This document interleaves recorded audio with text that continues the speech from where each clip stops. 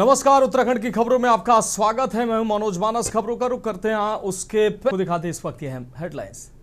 उत्तराखंड के 9.87 लाख पेंशन लाभार्थियों को बड़ा तोहफा। सीएम धामी ने खाते में भेजे 146 करोड़ रुपए।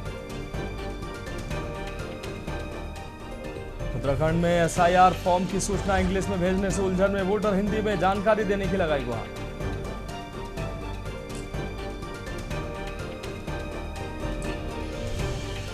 उत्तराखंड में एआई के 5 नए कोर्स होंगे शुरू। 119 सरकारी कॉलेजों के छात्रों को भी मिलेगा लाभ। 2027 के रण की तैयारी में जुटी बीजेपी। कमजोर बूथों को साधने खुद मैदान में उतरे सीएम धामी। मंडल अध्यक्षों से लेंगे फीडबैक। उत्तराखंड परिवहन निगम की पुरानी बसें इलेक्ट्रिक बसों में हो सकेंगी तब्दील। मंत्री प्रदीप बत्रा ने समीक्षा की।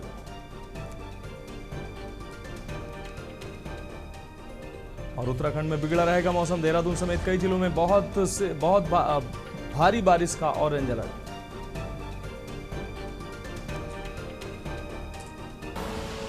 आप देख रहे हैं के न्यूज, खबरों का सारथी।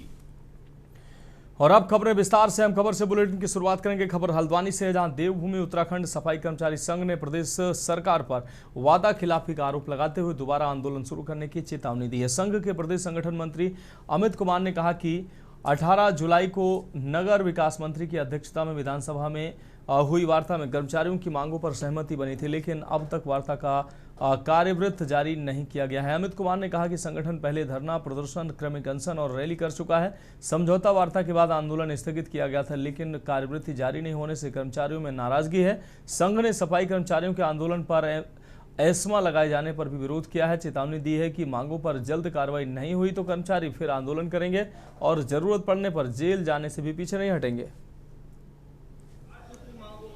कई मांगों पर सहमति जताई गई थी, जिसके आज तक कोई कार्यवृत्त। सफाई कर्मचारी संघ तो शुरू से ही जागा है। आपने देखा होगा प्रदेश में जब भी कोई किसी प्रकार के आंदोलन कर्मचारी समाज हित में उत्तराखंड सफाई कर्मचारी के माध्यम से ही किए गए हैं, लेकिन ये पहली दफा ऐसा हुआ है कि प्रदेश सरकार द्वारा संगठन से वार्ता की जाती है, लेकिन उसको लिखित में किसी प्रकार के कार्यवृत्त जारी नहीं किए गए हैं। और लगातार अनुरोध के बाद भी प्रदेश सरकार उस पर कोई डिसीजन नहीं ले पा रही है। को देवभूमि उत्तराखंड सफाई मजदूर संघ खिला रही है और ज्ञापन भी दे रही है, लेकिन ये सरकार सफाई कर्मचारियों की किसी मान्यता को लेकर नहीं आगे बढ़ रही है। इतना आक्रोश है सफाई कर्मचारियों में कि सरकार के क्या करें। इतने कम वेतन में पालन पोषण भी बच्चों का नहीं हो पाता, ना उनकी पढ़ाई लिखाई हो पाती, ना कुछ हो पाता। अब बढ़ेंगे अगली खबर की ओर। श्रावण पवित्र महीने गंगोत्री धाम में कांवड़ यात्रा के पीक पर पहुंचने के साथ ही शिव भक्तों की भारी भीड़ उमड़ रही है। देश के अलग अलग राज्यों से बड़ी संख्या में कांवड़िए गंगोत्री धाम पहुंचकर गंगाजल लेकर अपने गंतव्य की ओर रवाना हो रहे हैं। अब तक 60,000 से अधिक कांवड़िए गंगोत्री धाम से कांवड़ लेकर प्रस्थान कर चुके हैं। बढ़ती भीड़ को देखते हुए उत्तरकाशी पुलिस पूरी तरह अलर्ट मोड पर है। कांवड़ यात्रा के दौरान गंगोत्री धाम में लगातार बढ़ रही भीड़ ने पुलिस प्रशासन की चुनौती बढ़ा दी है। इस बार पिछले वर्ष की तुलना में कांवड़ यात्रियों की संख्या में करीब 30 से 35% की बढ़ोतरी दर्ज की गई।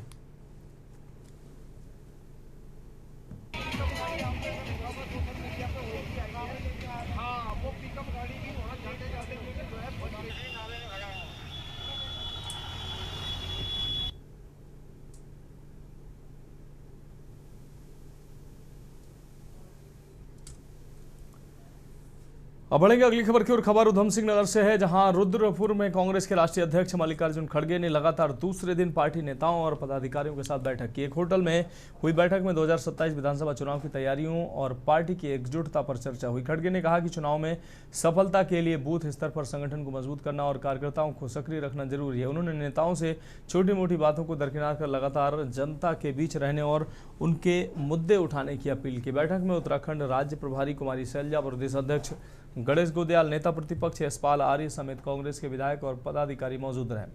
प्रदेश अध्यक्ष ने पार्टी को एकजुट बताया, जबकि चुनाव प्रबंधन समिति प्रभारी हरक सिंह रावत ने आगामी चुनाव में कांग्रेस को 40 से 45 सीटें मिलने का दावा किया है।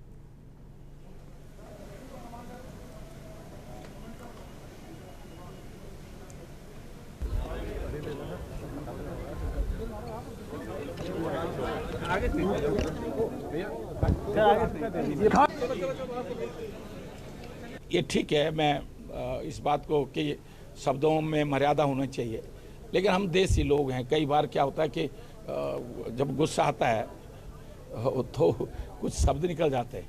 कोशिश करनी चाहिए कि नहीं निकले, लेकिन फिर भी वो बहुत ज़्यादा चिंतित है। उनका एसपी, उनका एसएसपी अगर जो है हमारी रैली को फेल करने के लिए तमाम कोशिशें करेगा तो गुस्सा आएगा ही। और आप जानते हो कि गुस्से में कई बार शब्द निकल जाते हैं। उस आधार को और मजबूती देने के लिए हमारे राष्ट्रीय अध्यक्ष माननीय खड़गे जी आज भी यहाँ हैं, कल भी यहाँ थे।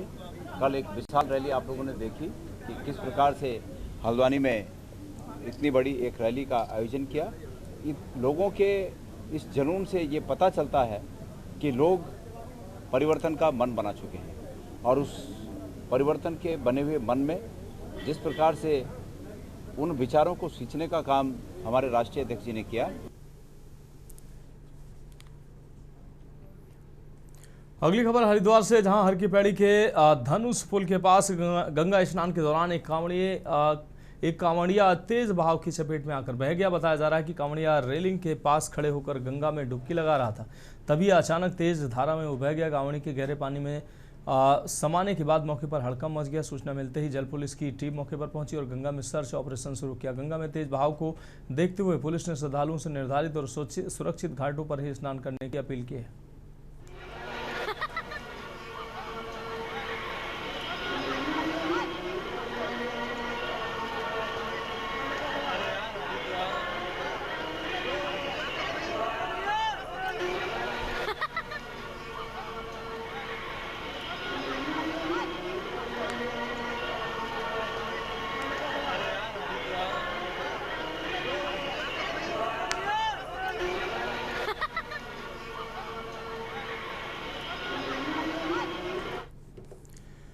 बढ़ेंगे अगली खबर की ओर। चंपावत में कैबिनेट मंत्री मदन कौशिक की अध्यक्षता में जिला सभागार में आपदा प्रबंधन आयुक्त एवं पंचायती राज विभाग की समीक्षा बैठक हुई। मंत्री ने अधिकारियों को आपदा के दौरान त्वरित राहत पहुंचाने और विभागों के बीच बेहतर समन्वय के निर्देश दिए हैं। बैठक में आपदा control room, helipad, mock drill, पूर्व चेतावनी प्रणाली और सचेत व भूदेव ऐप की समीक्षा की गई। आयुष सेवाओं को मजबूत करने, दूरस्थ क्षेत्रों में स्टाफ व दवाओं की उपलब्धता सुनिश्चित करने तथा किराए के भवनों में संचालित अस्पतालों के लिए भूमि व भवन निर्माण की प्रक्रिया तेज करने के निर्देश दिए हैं।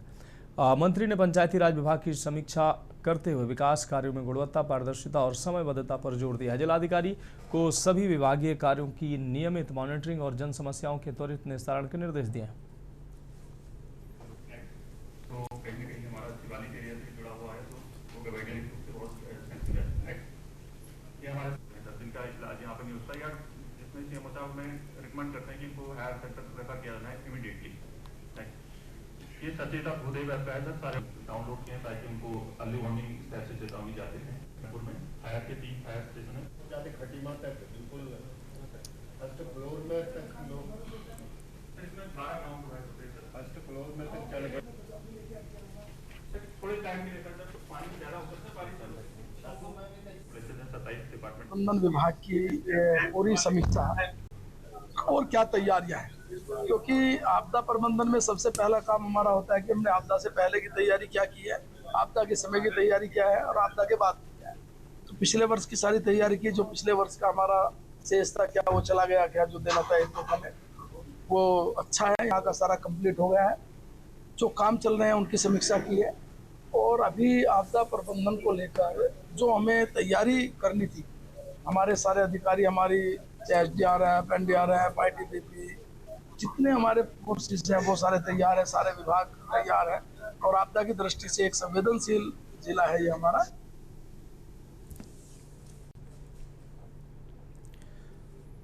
अगली खबर सिद्धार्थगंज से, जहां स्थानीय सरस्वती विद्या मंदिर इंटर कॉलेज में विद्या भारती की ओर से आयोजित 2 दिवसीय प्रशिक्षण कार्यक्रम का सफलतापूर्वक समापन हो गया। कार्यक्रम के दौरान विद्यार्थियों ने जहां संगीत और अनुशासन के प्रति घोष का गहन प्रशिक्षण प्राप्त किया, वहीं शिक्षकों ने आधुनिक व मूल्यपरक शिक्षा के लिए पंचपदीय शिक्षण पद्धति की बारीकियों को समझाए।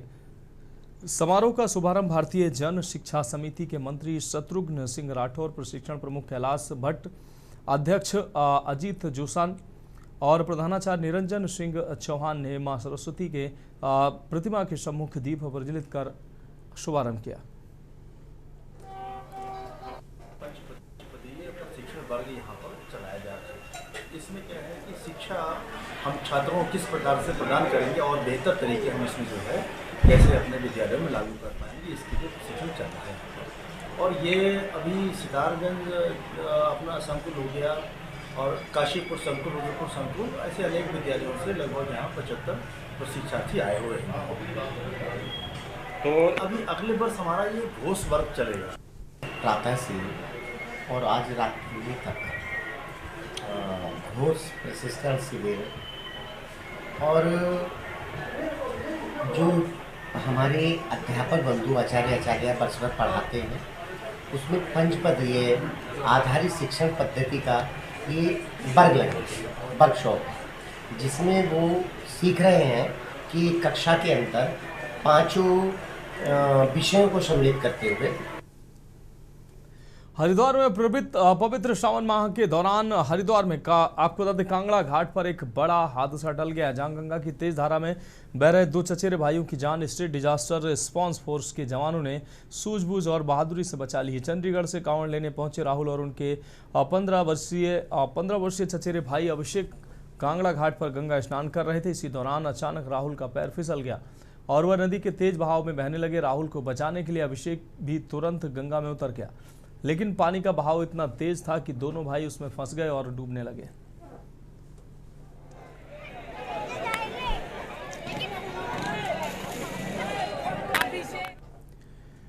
बढ़ेंगे अगली खबर की ओर। आपको बता दें स्वतंत्रता दिवस के उपलक्ष्य में रविवार को भारतीय जनता पार्टी महानगर देहरादून की ओर से भव्य तिरंगा यात्रा निकाली गई। महानगर अध्यक्ष सिद्धार्थ अग्रवाल के नेतृत्व में आयोजित यात्रा में मुख्यमंत्री पुष्कर सिंह धामी ने मुख्य अतिथि के रूप में प्रतिभाग किया है और भाजपा प्रदेश अध्यक्ष एवं राज्यसभा सांसद महेंद्र भट्ट भी यात्रा में मौजूद रहे। यात्रा के दौरान कार्यकर्ताओं और आम लोगों ने हाथों में तिरंगा लेकर देशभक्ति के नारे लगाए।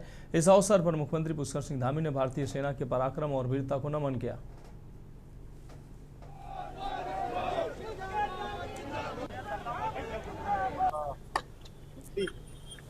यात्रा में बहुत बढ़ चढ़ के आसपास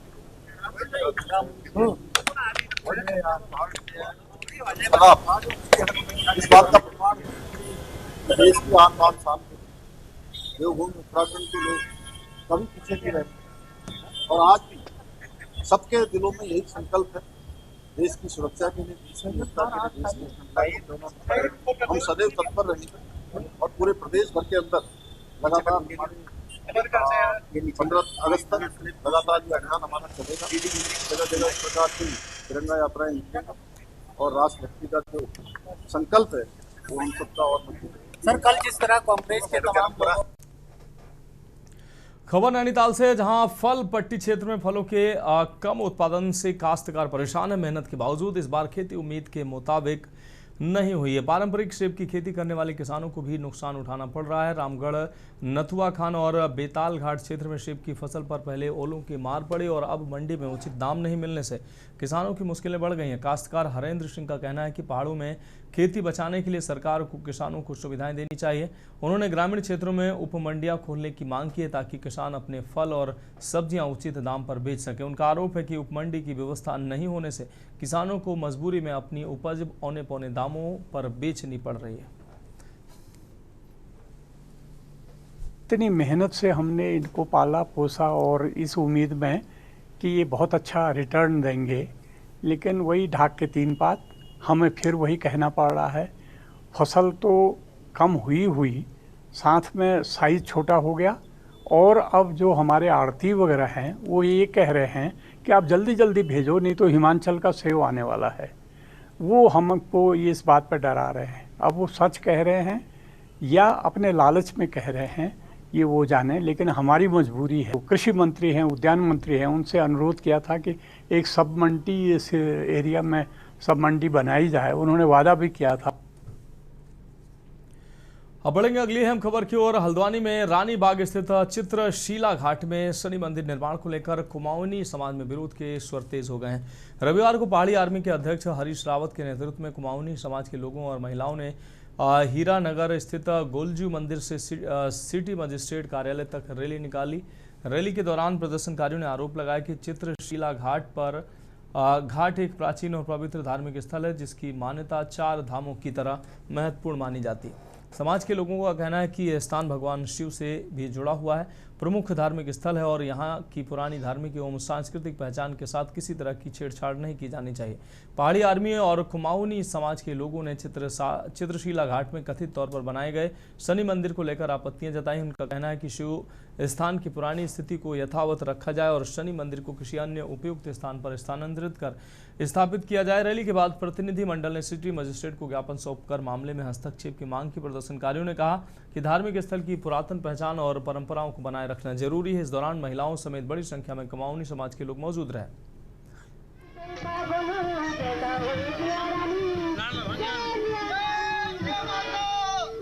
उचित है, इसलिए हमें आक्रोश है और ये हमारा अधिकार भी है। और ये जो क्षेत्र है ये हमारा ही था, पत्यूरी लोगों का था, परवती क्षेत्र के लोगों का था, चाहे वो किसी जाति किसी धर्म के हो।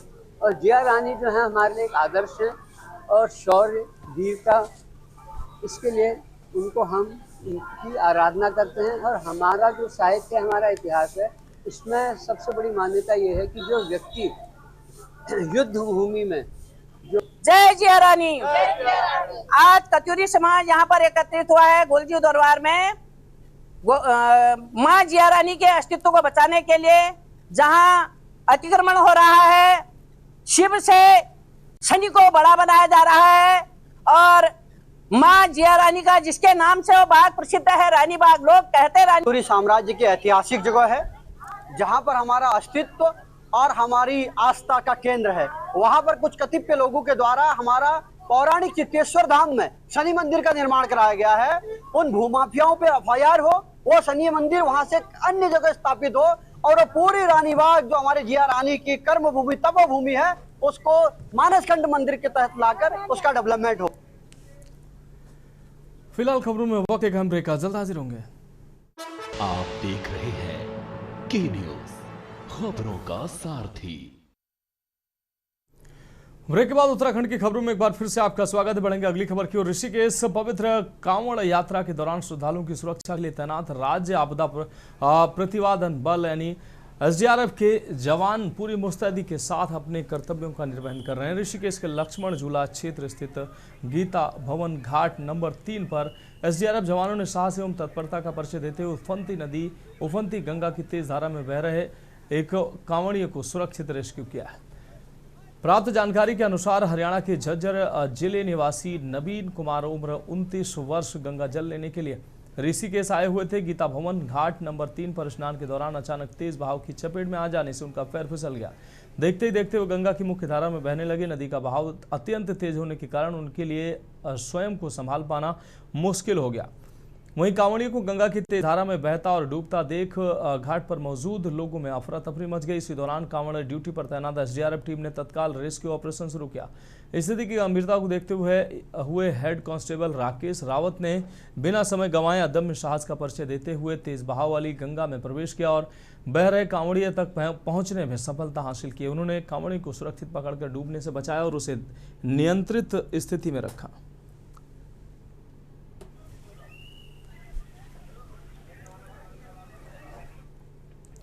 कांवड़ यात्रा का अंतिम चरण चल रहा है। लाखों की संख्या में शिव भक्त हरिद्वार ऋषिकेश पहुंच रहे हैं। इस बार कांवड़ यात्रा का ट्रेंड बदला हुआ नजर आ रहा है।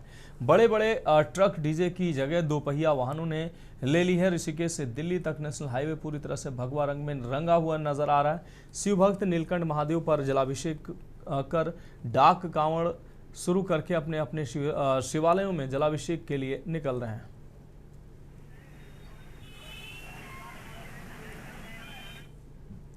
अब बढ़ेंगे अगली खबर की ओर। भाजपा इन दिनों युवाओं को पार्टी से जोड़ने पर खास जोर दे रही है। भारतीय जनता पार्टी ने प्रदेश की सभी विधानसभा सीटों पर युवा संवाद कार्यक्रम का 9 मतदाता सम्मेलन शुरू किया है।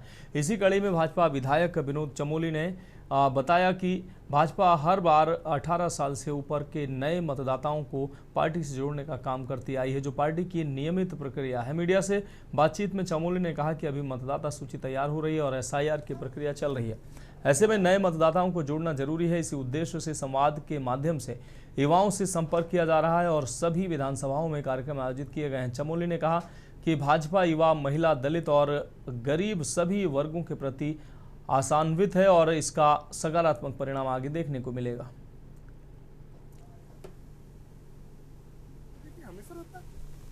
हम हर बार आप पीछे की ओर जाइए, 9 मतदाता सम्मेलन करते आए हैं।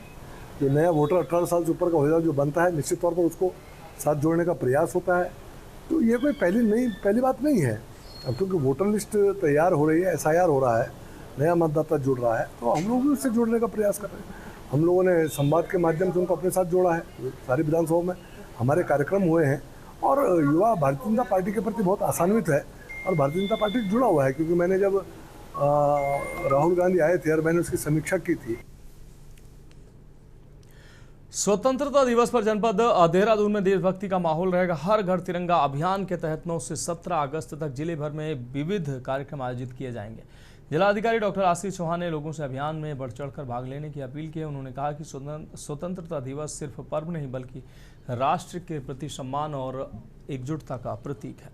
मुख्य विकास अधिकारी अभिनव शाह ने बताया कि प्रत्येक विधानसभा क्षेत्र में तिरंगा रैली निकाली जाएगी। स्कूल कॉलेजों में तिरंगा थीम पर रंगोली और देशभक्ति के कार्यक्रम होंगे। मुख्य बाजारों और शॉपिंग मॉल में तिरंगा प्रदर्शनी लगेगी। पर्यटन विभाग 9 अगस्त को तिरंगा साइकिल और बाइक रैली का आयोजन करेगा। इसके अलावा सरकारी कार्यालयों, स्कूल और कॉलेजों को तिरंगा थीम पर विद्युत सज्जा से सजाया जाएगा। प्रशासन ने आमजन से घरों और प्रतिष्ठानों पर तिरंगा फहराने और कार्यक्रम में भाग लेने का आह्वान किया।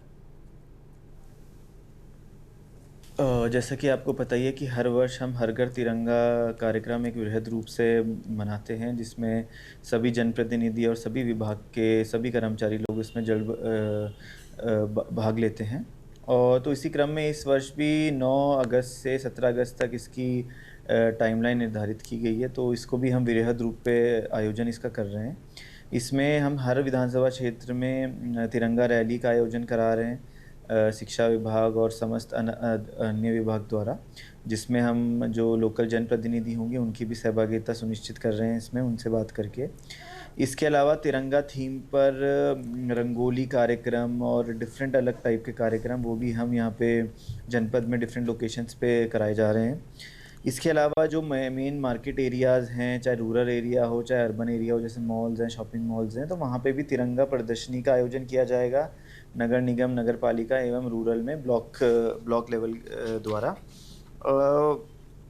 एक जनपद स्तर पे हम तिरंगा साइकिल रैली और तिरंगा बाइक रैली भी हम एक आयोजन कर रहे हैं 9 तारीख को, जिसको टूरिज़्म डिपार्टमेंट हमारा करा रहा है। और इसमें डिफरेंट जो 15 अगस्त होगा उससे 1-2 दिन पहले और 1 दिन बाद तक भी सभी कार्यालयों में तिरंगा लाइट्स लगाई जाएंगी, सभी स्कूल्स में, कॉलेजेस में और जो हमारे गवर्नमेंट कार्यालय हैं वहाँ पे। भारत सरकार द्वारा दिए गए निर्देशों के क्रम में शासन स्तर से प्राप्त निर्देशों के अनुरूप 9 तारीख से 17 तारीख तक जनपद में हर घर तिरंगा अभियान को व्यापक रूप से जो सेलिब्रेट किया जाना है, इस संबंध में डिपार्टमेंटल मीटिंग्स हो चुकी हैं और डायरेक्शंस दिए जा चुके हैं। नागरिक गणों से मेरा ये अनुरोध रहेगा कि इसमें पार्टिसिपेट करें और ज़्यादा से ज़्यादा संख्या में जो हमारा राष्ट्र का उत्सव है या इंडिपेंडेंस का उत्सव है उसको सेलिब्रेट करें।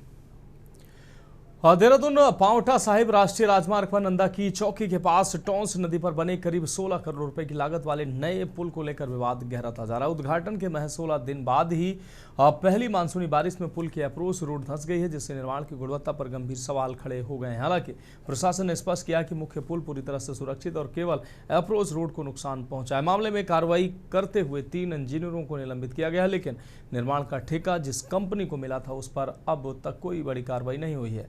विवाद तब और बढ़ा जब सामने आया संबंधित कंपनी भाजपा महिला मोर्चा की प्रदेश अध्यक्ष रुचि भट्ट के पति से जुड़ी बताई जा रही है और रुचि भट्ट भी उसमें भागीदार है। विपक्ष ने इसको लेकर सरकार पर मिलीभगत और पक्षपात के आरोप लगाए हैं। इस पूरे मामले पर सफाई देते हुए रुचि भट्ट ने स्वीकार किया कि कंपनी उनके पति की है और वह भी उसमें भागीदार है। उन्होंने कहा कि घटना के बाद तुरंत कार्रवाई की गई है और आगे भी जांच जारी है। रुचि भट्ट के अनुसार जो भी दोषी पाया जाएगा उसके खिलाफ सख्त कार्रवाई होगी।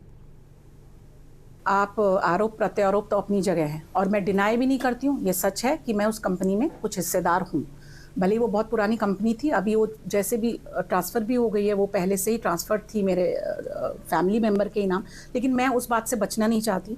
मैं आपको स्पष्ट बोलती हूँ कि अगर कोई भी कोताही बढ़ती गई है और कोई भी दिक्कत है, जैसे कि जांच बैठी है और सरकार ने जांच बिठाई है और उस पर जो भी रिपोर्ट्स आई हैं वो आपके सामने प्रकाशित हुई हैं, उसके बाद जो भी मैं कहती हूँ सज़ा मिले या जो भी आप कार्रवाई होती है सरकार की तरफ से, सरकार ने एकदम फ्रंट फुट पे आते हुए, ऐसे नहीं कि वो मेरी कंपनी थी तो कोई सरकार इस पर बैक फुट पे थी, उन्होंने तुरंत कार्रवाई करते हुए बात को रखा है और इसमें कोई भी दोषी है तो वो हमारे जो भी जांच की रिपोर्ट आती है हम सर्वमान्य है, उसमें मैं अपनी जिम्मेदारी से बचने की बात नहीं कर रही हूँ।